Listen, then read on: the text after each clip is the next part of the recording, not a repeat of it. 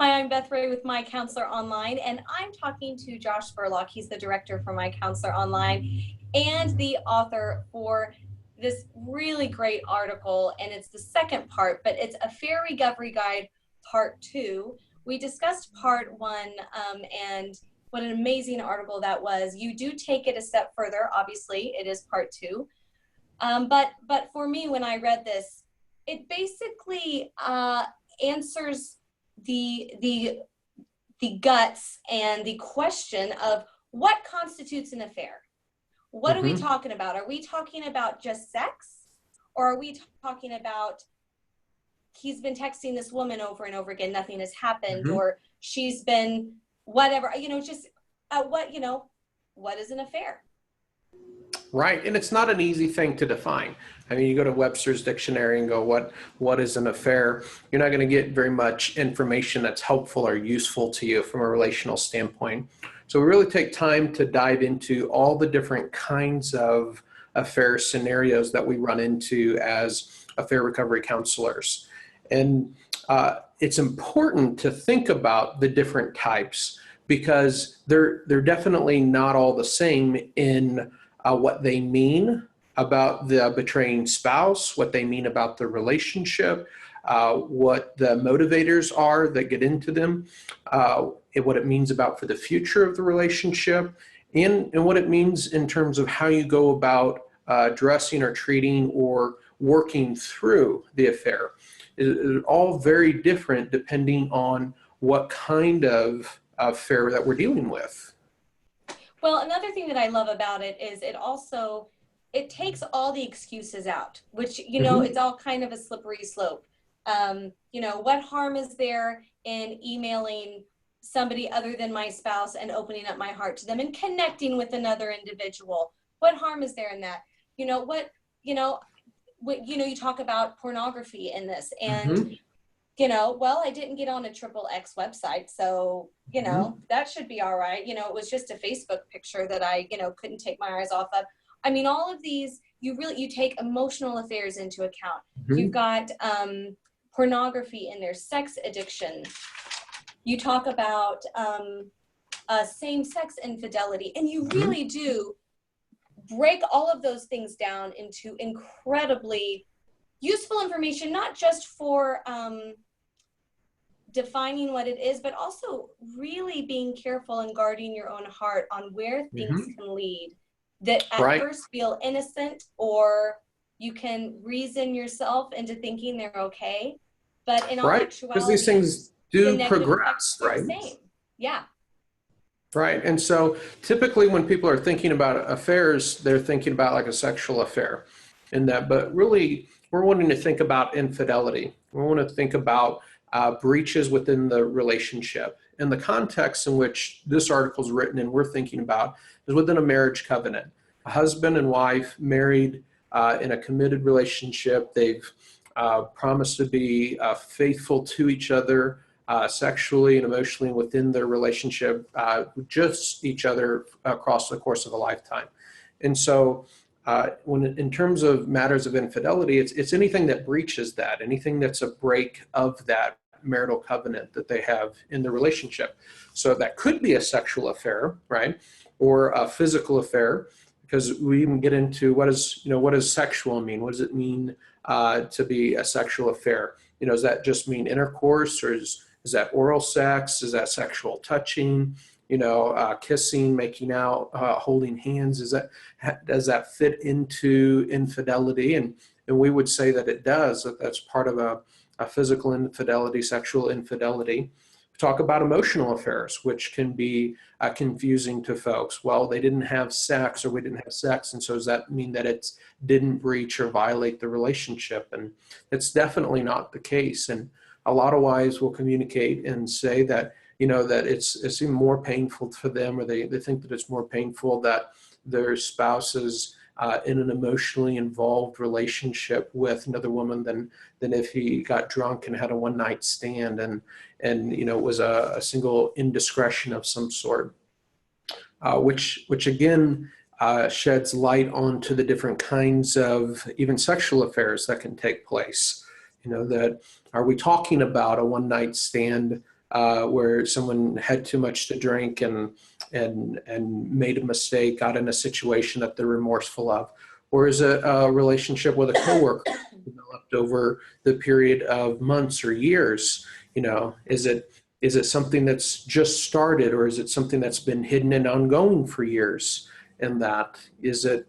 There's all sorts of different dynamics that shape how the situation impacts the betrayed spouse and influences how it is that you move forward.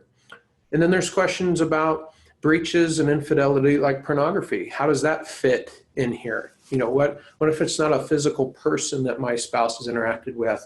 Is pornography certainly feels like a betrayal to me, and certainly seems violating to my marriage and relationship. Does that count? Is that in that space? And the answer is yes, that it absolutely is a breach of your marital relationship and an expression of sexuality outside of the marital relationship in a way that's not God's design and isn't honoring to a spouse. But it is still different than a physical affair with a person. It maybe that's not to say it's better or worse, but it is different in terms of how you go about treating it and what it means and how to work through that within a marital relationship. In all of those things, affairs, pornography, emotional affairs, are something different entirely from a sexual addiction. And that sexual addiction is not just mean an affair or pornography use, and that those things may be a part of a sexual addiction. But just because a spouse has an affair, or just because a spouse has a pornography problem, that doesn't necessarily mean that they have a sexual addiction. Sexual addiction is different, and you treat it entirely different than other kinds of sexual affairs. And it also is something that I think is important to highlight and talk through, and we spend some time on it in the article, is the common question that I had if I discover that my spouse has a pornography problem, or I have concerns that they may have had an affair.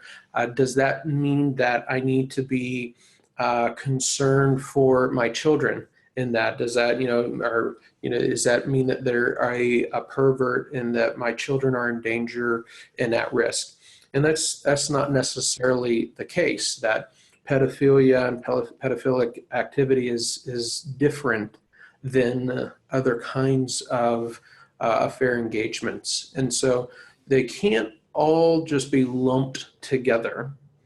But as a spouse discovering some information, it's easy to just become overwhelmed and to jump to, does this mean this? Does it mean that?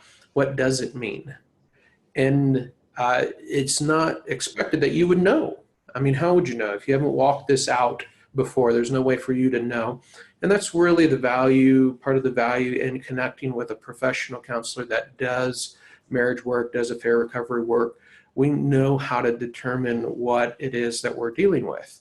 We know the questions to ask in the course of action that needs to be followed in order to address the different scenarios that are possibilities. One thing that you said in your article that was very shocking for me, having not really experiencing being, betrayed or a betrayer, but I thought it was very eye-opening. You said that it's not uncommon for the betrayed spouse to really want to come alongside initially and help, their spouse through this and just want to fix it and just instead of, a lot of people that haven't gone through it, they think you would just want to walk away. Right. You imagine it. The normal case. Most people really want to come alongside. So when it comes to that, Josh, I wanted to ask you a question. When it comes to, you mentioned the pedophilia and all the different kinds of categories of those, which you discuss those in the article, which is very interesting. When it comes to something that's illegal, are, in your opinion, I'm assuming a lot of the spouses or the betrayed spouses really probably don't want their spouses to go to jail initially or, just get in trouble legally. Is it their responsibility to make a phone call to the authorities before they call a counselor to fix it? Well, before I would answer that question, let me first say that there are a number of different normal responses to discovering that your spouse is being unfaithful. That there isn't one normal response, and that there's a variety of different that are very common in woman to woman based on the things that have been part of her life experience, based on things that have been part of the relationship up until that point, all influence significantly a person's response to discovery of an affair. What is consistent is the inconsistency of what you imagine your response will be versus what your actual response is. Yeah. And so no matter what you imagine you would do or imagine that you would feel if you were ever in that position, it really has no bearing on what you will actually feel and actually want to do as you're going through that. And so I want to maybe address quickly two of the scenarios that you mentioned or referenced. One is it is fairly common for a wife, if she's had a good relationship with her husband, has felt close, has felt connected, if they in general have had a pretty good life and relationship together, to be in a position of wanting to reconcile and work through and support their spouse in addressing and fixing the situation. We see that a lot of times if the wife is committed to the relationship, but the betraying spouse is uncertain. The instability of that and the fear of losing the relationship, the fear of life being turned upside down, being divorced, having kids move back and forth, and the impact of that is so overwhelming. The idea of it is just too much to really process. And so the crises mode that a spouse goes into is to do whatever it takes in order to get through this and fix it. And oftentimes that suppresses everything else that they might be feeling, because it becomes the most important thing. And we find that once we work through the initial crises to a place of stabilization, a lot of the other emotion and thoughts and things that are a part of the situation come to the surface, which is part of why in our previous article we talked about giving yourself space to process, giving yourself space to acknowledge what it is you're feeling and to work through that now, understanding that that may change. Likewise, another common scenario is I want to castrate him in that and never see his face again. Something to that effect. Yeah, that's a very normal and natural response. That's not, hey, I want to support him through this. It's, I'm going to poke him in the eye with a pencil, and that, something, run him over in the parking lot. It's more of a feeling of that nature, which is also a very common and very normal response, and doesn't necessarily mean that ultimately you won't decide to work through and reconcile things in your relationship. It just means you're feeling the pain and the anger that comes from being betrayed in that moment, and that's what you're going through in that place. Now, getting to the next question that you asked, which is probably something we'll cover in a separate article, because there's a lot of intricacies to it and a little bit more than we can probably get into in this case. And definitely can't step into the shoes of being an attorney or giving legal advice about what you should do from a legal standpoint as it pertains to your spouse. But I think anytime you get in a situation where there may be a question about the legality of a spouse's behavior and choices, and you're having to wrestle through those questions, I'd strongly encourage you to reach out to a professional counselor, set up time in a private setting where you can have those discussions. Because any of us that have been doing this for any period of time have have seen those scenarios, have walked with people through that, and understand some of the implications, both emotionally and relationally, personally, of those decisions, and know how to help you weigh through that and sort through it without the bias and prejudices that maybe family members or other persons involved may have, either the spouse or just others that have a thought and opinion about what you should do and how you should handle that. So that's what I would say to that, Beth. I think that's great advice. And certainly, I think it kind of goes also just with, honestly, just with counseling in general when it comes to big decisions. I think a lot of people think they need to make their decision and then go to counseling to cope with the decision that they've made, instead of going to counseling first and letting that journey help guide you to the decision that is right for you to heal. So Right. So that's a good point, Beth, that you're making, that there is a misconception there that you need to figure out what it is you want to do before you reach out for help in doing that. But the truth is that you really need somebody to come alongside you that's unbiased and doesn't have a reason to slant you one way or another, that can just help you spread out the options on the table, sort through the risk and benefits, the pluses and minuses of the different options that are there, and help you decide upon a course of action that's really going to be best for you and your situation, and then can walk alongside you in the carrying of that out. yes, absolutely. Well, if you would like to learn more and read more about this incredible article, you can find it at My Counselor Online. It is entitled A Fair Recovery Guide, Part 2.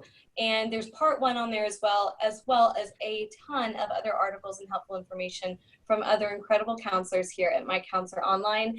Josh, thank you so much. I really appreciate your time today.